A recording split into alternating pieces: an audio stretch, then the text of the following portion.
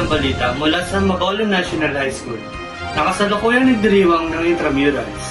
Naroon si Gian upang ipakita sa atin ang mga nagaganap. Kamusta Gian? Ano ang lagay dyan? Okay lang naman, at sa inyong nakikita sa aking likuran ay naghahanda ngayon ang grade 8 and grade 9 na magaganap na volleyball dito sa Bacolod National High School. Tara, puntahan natin.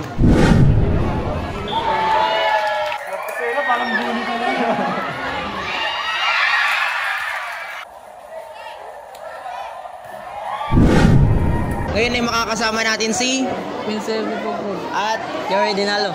ngayon natatanungin natin sila kung sila ba ay nag-e-enjoy, nasasayahan at anong sinusuportahan nila na team. First question, ano ang team na sinusuportahan ninyo? Grade 9, grade 9. Nag-enjoy pa ba kayo? Oo. Ikaw?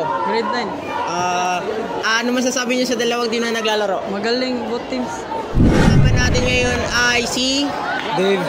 at kayo naman po, Ivan. Ano bang masasabi niyo sa nagaganap na laro ngayon sa ating likuran? Sobrang galing nila pareho. Puro sila magaling eh. Mga talentadong tao. Nag-enjoy naman po ba kayo sa inyong pinapanood ngayon? Oo, nag-enjoy kami. Sobrang nag-i-enjoy. At sa pinaka-huling question, sino pong team ang inyong sinusuportahan ngayon sa nagaganap na laban? Yung grade 9. Grade 9. Grade Ngayon ay makakasama natin ng isa sa mga volleyball player ng grade 9 representative at makikilala natin si Wall James Pesok. at ngayon ay tatanungin natin siya kung ano ang kanyang mabibigay na advice sa kanyang laro at anong posisyon niya sa kanyang nilalaro na volleyball. First question, anong posisyon mo sa volleyball? Open spiker. Open spiker. Para sa huling katanungan, anong mabibigay mong advice sa mga kapwa mo player? Dapat teamwork at saka magkasinabot at tanan. Ngayon ay makakasama natin ngayon ang grade 8 representative at ngayon makikilala natin siya. Anong pangalan nyo? My name is Rain Carvisano. Ano ang posisyon na inyong ginaganapan sa inyong team? Spiker. Spiker.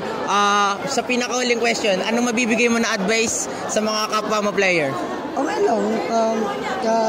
Nilalo lang naman kakayanin din. Kung ano yung ginagawa sa mga kakampi ko, laban mo. Kasama natin sa isa sa mga coach na nagre-representative ng grade 8 level. Ngayon ay makikilala natin siya. Sir, ano pong pangalan ninyo? I'm Mr. Chris Len Flores, ang coach ng grade 8 volleyball boys. Sir, sa pangalawang katanungan po, ano pong game plan nyo sa nagaganap po na kanina na laro? Basically, we want to give the ball to our first spiker, but unfortunately, because of the lots of error, so we did not execute very well in our game plan. Well done, sir.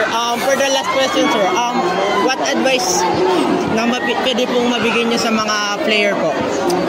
The only advice nga kung hatag is to always play the game para lalo silang enhance ang skills.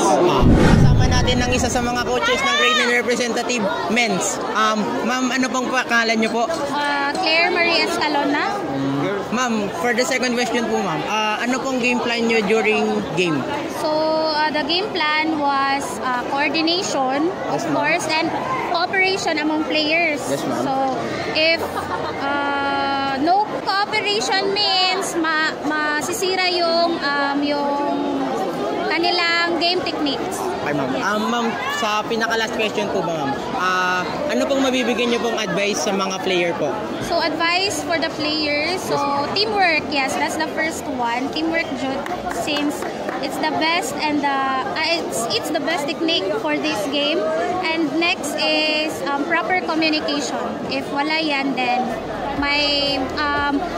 teamwork will not boom. Kanina ay ating nasaksihan ng kanilang galing at talento sa paglalaro ng volleyball. Ngayon, sa tingin nyo, sino kaya ang tatanghaling kampyonato sa nagaganap na intramurals dito sa Bacolod National High School? Balak sa'yo, Nicolay Dichoso. Maraming salamat sa iyong pag-uulat, Gian.